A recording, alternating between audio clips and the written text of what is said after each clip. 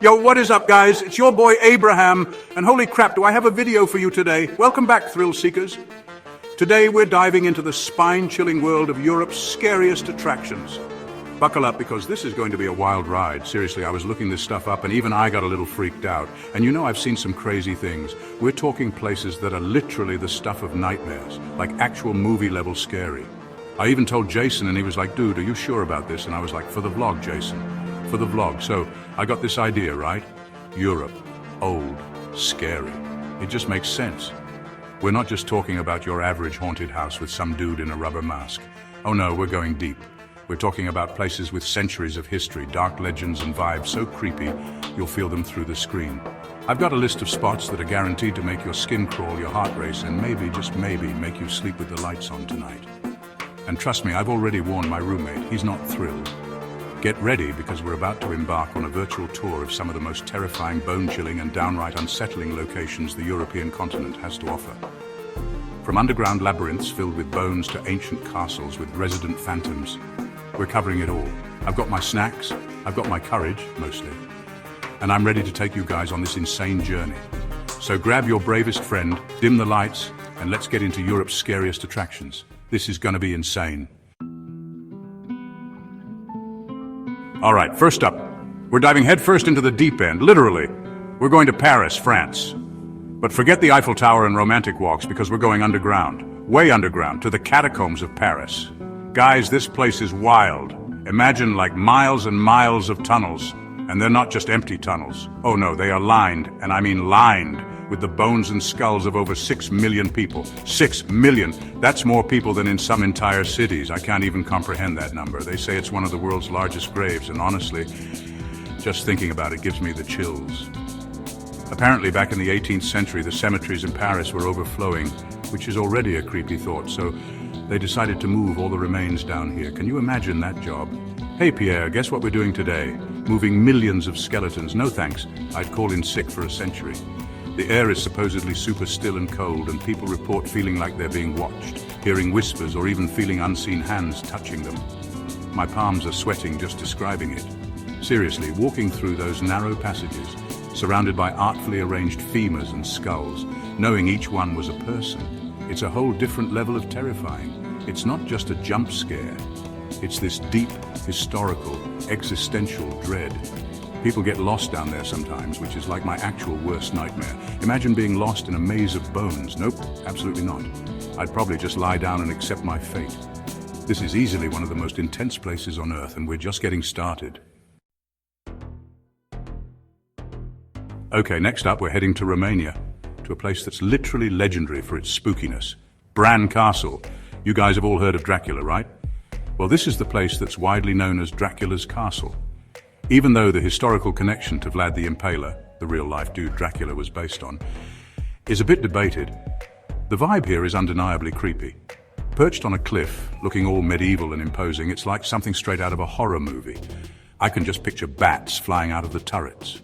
Imagine exploring this fortress at night, the wind whistling through the ancient stone corridors, secret staircases, creaky wooden floors. It's the perfect setting for a haunting. People talk about feeling cold spots, hearing strange noises like footsteps or whispers when no one is around, and even seeing shadowy figures darting in the periphery.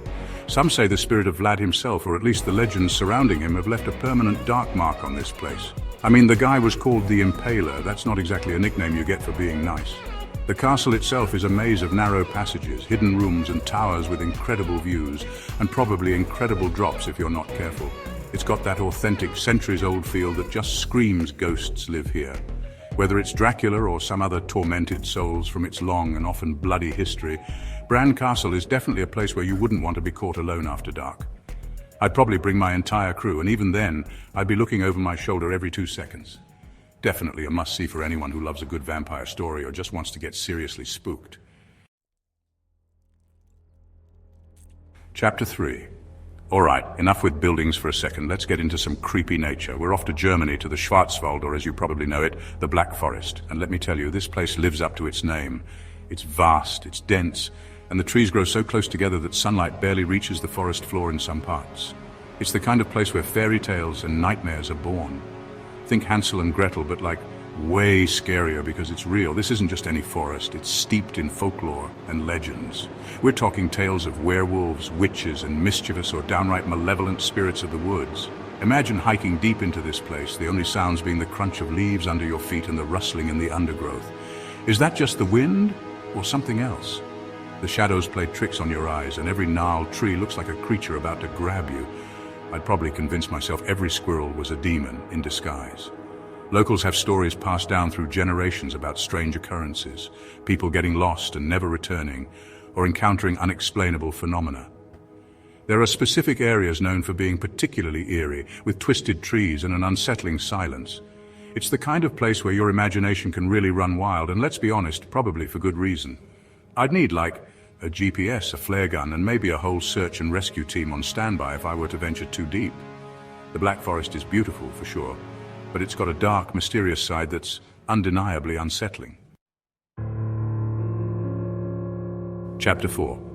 Okay guys, for our next stop we're heading to the UK, specifically to Cornwall, to check out something a little different but equally creepy. The Museum of Witchcraft and Magic. This isn't some cheesy Halloween pop-up, this place is serious. It houses one of the world's largest collections of items related to witchcraft, Wicca, and occult practices. We're talking spellbooks, cursed objects, ritualistic tools, and all sorts of things that just radiate weird energy. I'm already getting goosebumps. Imagine walking through displays filled with artifacts that have actual dark histories. Some of these items are said to be genuinely cursed, or to have caused misfortune to previous owners. The museum itself is located in Boscastle, a village with its own mystical, ancient vibe, which just adds to the whole atmosphere. They have everything from Ouija boards with sinister stories to poppets, those little dolls used in spells that look like they could blink at any moment. I am not touching anything in there, no way. People who work there and visitors have reported all sorts of strange things, objects moving on their own, sudden cold spots, feelings of being watched or even touched, and an overwhelming sense of unease in certain sections. It's like all the concentrated energy from these magical and sometimes dark practices is just clinging to the air. It's fascinating for sure to learn about these beliefs and traditions, but man, it's also a one-way ticket to Paranoiaville if you're not careful. I'd be side-eyeing every single exhibit, just waiting for something to jump out.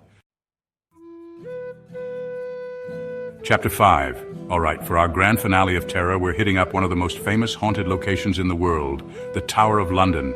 This place is iconic, man. It's been a royal palace, a fortress, a prison, and an execution site for nearly 1,000 years. Can you even imagine the amount of history, drama, and, let's be real, pure horror that's soaked into these ancient stones? It's like a historical highlight reel of bad days. So many people met their grisly end here, they say it's crawling with ghosts. And not just any ghosts, royal ghosts. We're talking Anne Boleyn, one of Henry VIII's executed wives, supposedly wandering around carrying her own head. That's a visual I did not need. Then there are the two little princes allegedly murdered in the Bloody Tower, whose ghostly figures are sometimes seen or heard, and countless other tormented souls, from prisoners of war to traitors. The sheer number of reported sightings and unexplained events is staggering. I bet the night guards have some insane stories. Visitors and staff regularly report everything: ghostly apparitions, disembodied screams, yikes, phantom footsteps, doors slamming shut on their own, and an overwhelming sense of dread in certain areas like the White Tower or the Traitor's Gate. It's a massive complex, and every corner seems to have its own dark tale. Even in broad daylight with tons of tourists around, you can't shake that feeling of its grim past. Ending our tour here feels right because the Tower of London is a chilling reminder that history can be way scarier than any fiction. I'd probably last about 5 minutes alone in there at night. Phew, okay, wow, that was a lot. My heart is still kind of racing, not gonna lie. From the bone-filled tunnels of Paris to the headless ghosts of London, we've virtually trekked through some seriously nightmare-inducing spots. I feel like I need to watch some cartoons or something to cleanse my brain. That's it for today's spine-tingling tour of Europe's scariest attractions. Which one are you brave enough to visit? Let us know in the comments below, and don't forget to like and subscribe for more thrilling adventures. Seriously though, Europe is beautiful and amazing, but it definitely has this dark, historical underbelly that is both terrifying and fascinating. I'm not sure I'd actually have the guts to spend a night alone in any of those places, but hey, maybe with the whole crew, and a lot of cameras, and maybe a priest. Who knows? It's crazy to think about the stories and the energies that these ancient locations hold. It really makes you wonder what's out there, you know? But for now, I think I'm going to stick to slightly less haunted adventures. Maybe. Thanks so much for watching, guys. You know I love taking you on these wild rides with me. Drop a comment with the place that freaked you out the most, or if there are any other scary places you want me to virtually check out. Stay safe, don't have too many nightmares, and I'll see you in the next video. Peace out.